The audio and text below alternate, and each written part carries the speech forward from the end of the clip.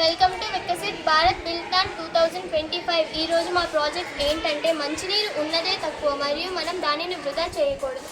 Mineral water బాటిల్స్ను రెండోసారి వాడకూడదు.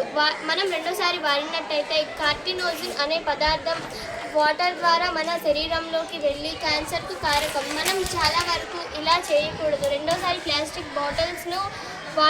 Plastic mineral water బాటిల్స్ను వాడకూడదు.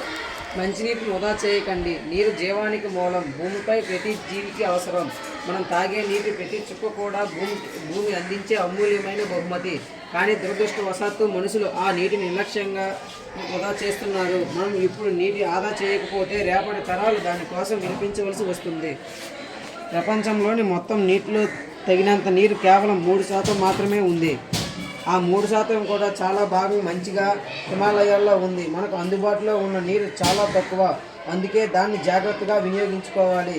తగిన నీరు వృధా చేయడం అంటే ఆహారం